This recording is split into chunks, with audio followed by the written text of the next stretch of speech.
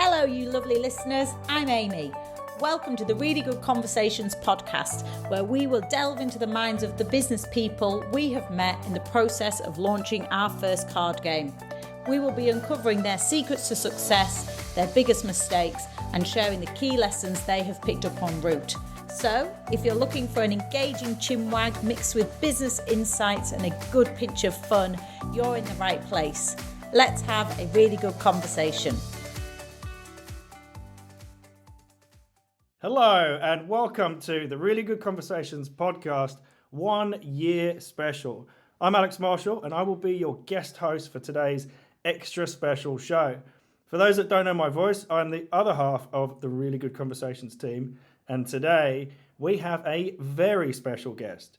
I'm incredibly excited to introduce the founder and managing director of internationally acclaimed brand strategy consultancy, Starts With A, co-founder and chief conversation starter of hit card game that's taking the UK by storm, and the usual host of the popular entrepreneurship and life stories podcast, the Really Good Conversations podcast, an all-round fantastic person, Amy Faulkner. Welcome to your podcast. Hello there, Alex. Thank you for having me. Yeah. So tell me, Amy, how does it feel to know that I'm taking the wheel to drive your podcast baby for the next 45 minutes?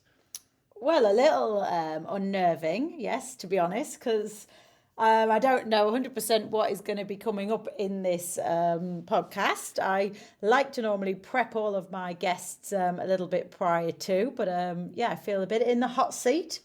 Good. Well, I would say you can trust me, but I don't know if you can, so we'll see how it goes. So I'll jump straight into it, shall I? Why did you start this podcast in the first place? What were you thinking? Yeah, I probably ask myself that now and again. In the first few months of launching Really Good Conversations and speaking to retailers, meeting people at the trade show, listening to various people's business journeys and stories, it just felt a really natural thing to do, to have a podcast called Really Good Conversations and actually capture some of these awesome people and hear some of their stories. And I think also I'm a bit nosy, really, you know? No. I like it. I like Really? I like a chat. And yeah, it's a good way to hear people's journeys. And I think also as an element of hearing the behind the scenes of some people's journeys and sharing ours. It is that reality that everyone's on this sort of crazy business roller coaster journey. Yeah, it's like group therapy. Yes. To find out that everybody is just about struggling to stay above water. Exactly. Indeed. And everyone I've spoken to about it has said it seems so right to have a podcast when your brand is Really Good Conversations.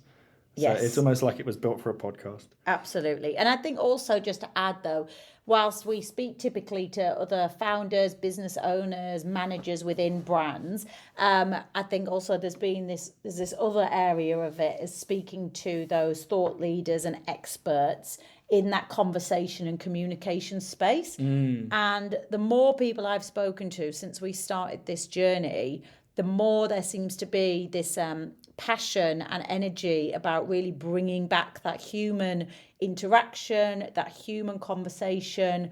When we review the workplaces, when we review how much we're on our phones, social media, the communication with children and all the influencers. 3 years of COVID. Yeah, exactly. There just seems like, there's a lot of a really interesting insights and research and people doing some interesting stuff in the communication space.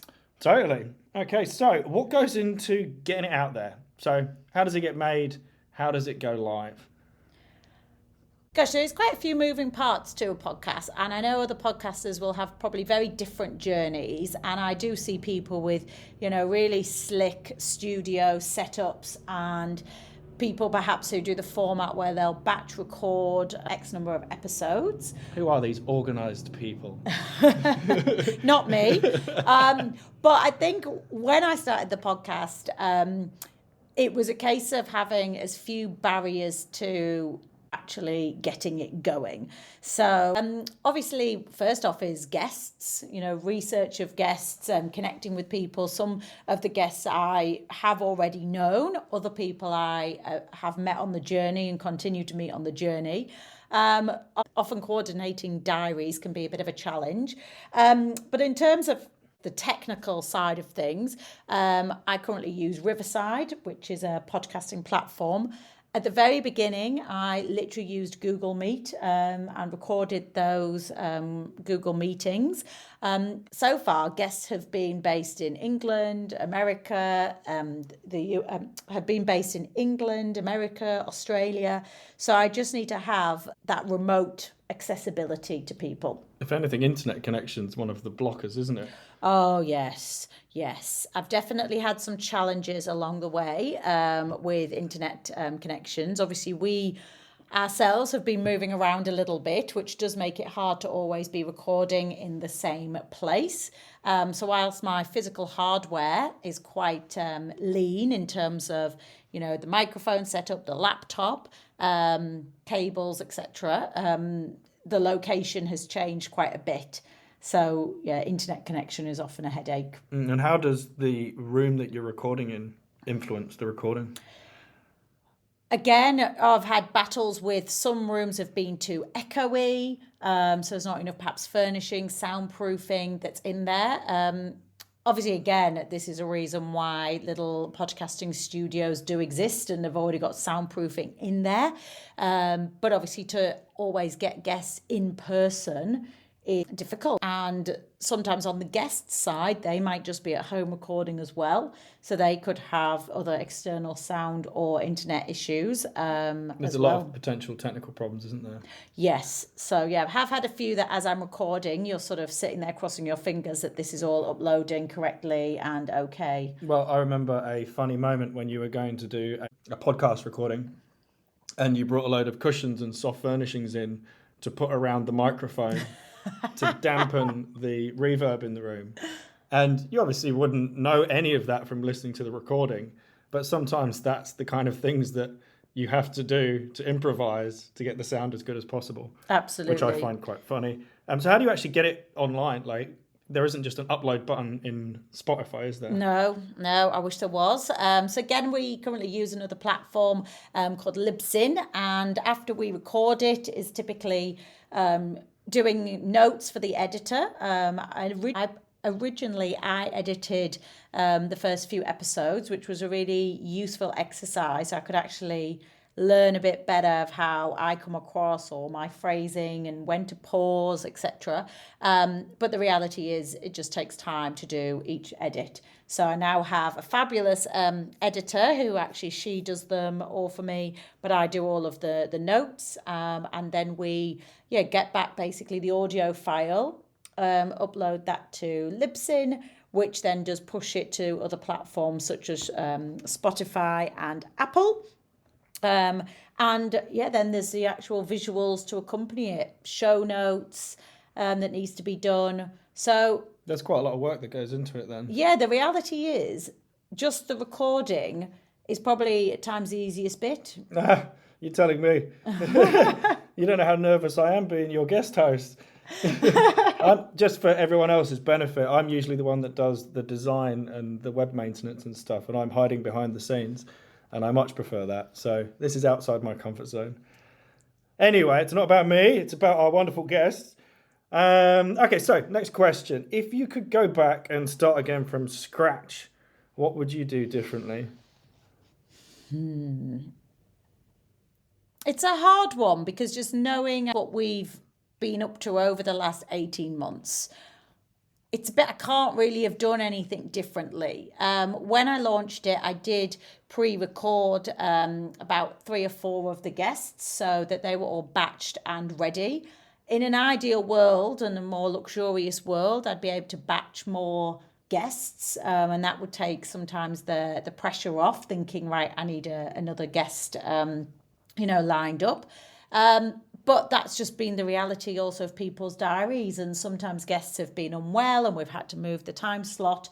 So there's things that you think, oh, this would be amazing. And you could batch loads of guests, but I also do like the fact that it's pretty much real time as well. I do. So they're recorded and they go out pretty quick. Yes, for most people. Sometimes I manage to have like two or three, but I had quite a few people, I'd say 4 guests batched at the very beginning, which helped it get off the ground. Because again, and we discuss this a lot, is that sort of just getting something out there, just giving it a go, testing and learning along the way. And there's been a lot of learning along the way. It doesn't have to be perfect, does it? No. And if I'd continue to wait to, get to a great studio, find a certain location. I mean, reality as well with, our toddler, I've had to record some once he's been in bed.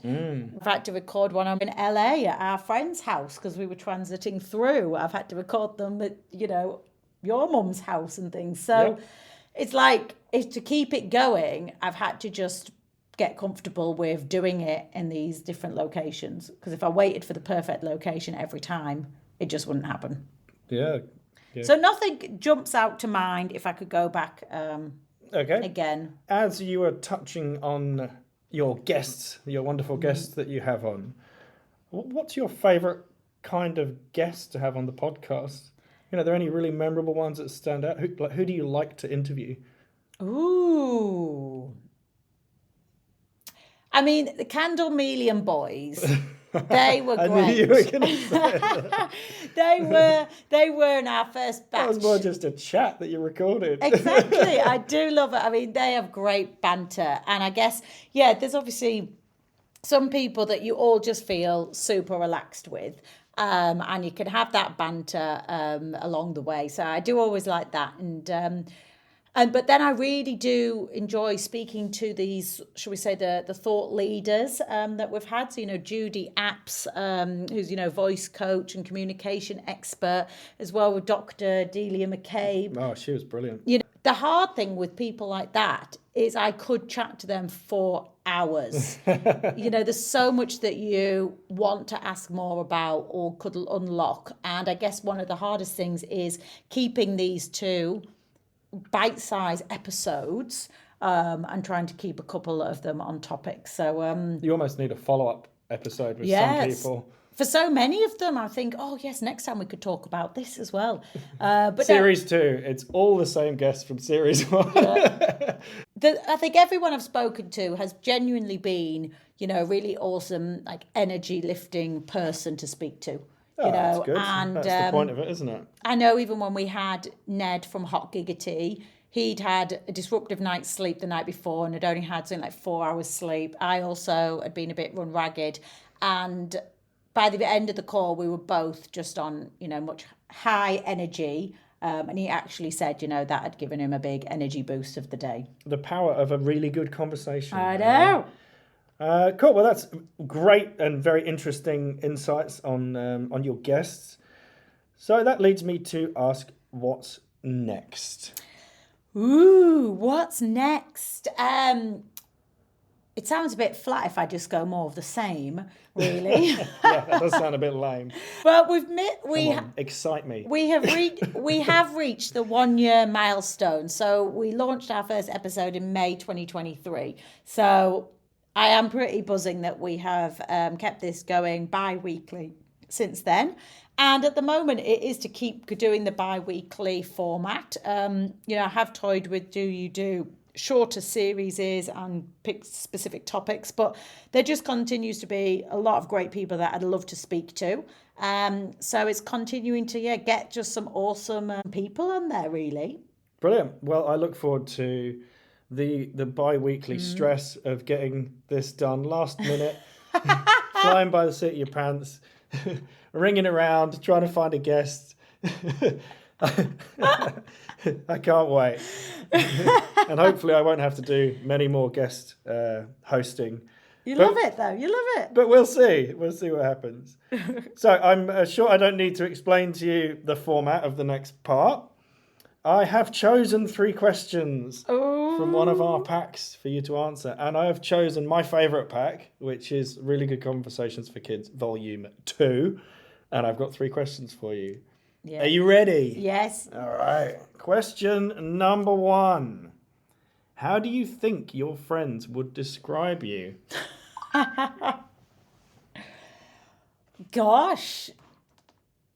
There might be one, where you hope your friends might describe you, but The friends that say nice things. Yeah, exactly. Yeah. Well, they wouldn't be friends if not, would they? Chatterbox likes to talk. Definitely something around that, makes the effort to keep in touch, with the WhatsApp groups, with the trying to do the catch ups. So definitely something in that realms of, always makes the effort. Yeah, I think that's very fair. I don't know if they all would, but Well, I think you put other people so much in front of yourself, it's almost at your detriment sometimes. Okay, that's a good answer. And number 2, if you could be any age for a day, what age would you choose and why? Oh.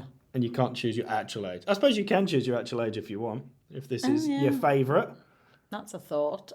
Would you want to go back to when you're younger, or would you want to go further to an older age for a day? That's interesting. Well, the one that popped into my head when you were speaking was, I'll say but every stage of life there's other challenges. I'd maybe say 17 or something. Yeah. Where Before me. But that's I was thinking this could be a bit mean. You could be 17 because you could drive, and you weren't in full exam pressure responsibilities, but the area where you went on your girls' holidays, minimal responsibilities. Not a care in the world. Yeah. But then on the other hand, when we were travelling, so early 20s. Mm-hmm. So if I pondered on it, I could probably give you quite a few different ages. Well, I think that's quite an interesting answer to start with. Okay, are you ready for your final question from the pack? Mm-hmm. And this one's a bit more fun. So, what is the best kind of food for a food fight? Maybe we should ask this to our son. Spaghetti bolognese sort of comes into mind. What? I mean, hopefully I wouldn't be on the receiving end of this. But why?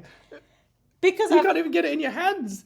But you can just grab the sort of lobs, and then you'll have a mix of the sort of spaghetti stuck to people's sort of heads and dripping down, as well as like the bolognese acting as that splat. Oh, you've thought about this. Covering. Well, it just sort of came to me. Yeah, I've been preparing for this question for months. Or I guess then it would be something like mashed potato. Mashed potato has got to be the one. But I think with the bolognese, you've got that, sauce-stained red element. And then the...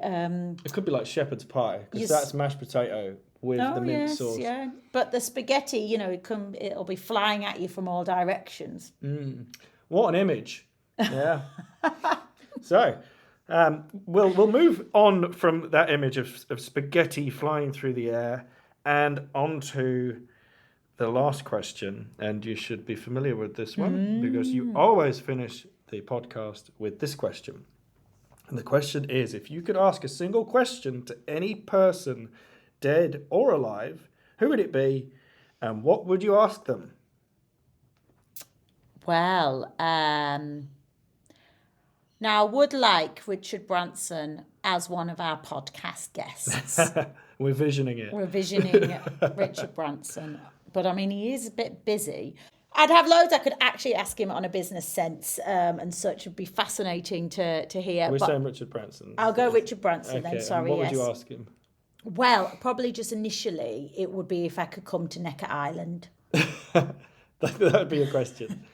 Initially, because then once I'm on Necker Island, that's like I can ask him more questions. Yeah, that's like if you rub a lamp and there's a magic genie, what's your first wish? Yeah, is for more wishes. Yes, exactly. It would be something like that. And then you just corner him on the island and ask him 1,000 questions. And who doesn't love a tropical island? Then ask all about the island and building on an island and living on an island and why did you buy the island? Well, maybe you can ask him that when he's on the podcast next year. Cool. Well, on that note, I would like to say a big thank you to Amy for trusting me to host your podcast. I hope you all enjoyed it. And please don't hit unsubscribe because I won't be hosting next week. It will be back to business as usual. I want to say a big thanks to you. And for our listeners, you can connect with Amy on all of the usual social channels, on her brand consultancy at www.startswitha.co, on Really Good Conversations, which is reallygoodconversations.com, or on her LinkedIn, which we'll put in the show notes. And as you can probably tell, Amy loves a chat, so reach out and say hello. That's it from me. I hope you've all enjoyed that. Bye-bye. Woo! Thanks for listening. I hope you enjoyed the episode. Be sure to check out the show notes for more information on today's guests. And if Really Good Conversations are your thing, hit subscribe and join us next time for more business journeys, insights and banter.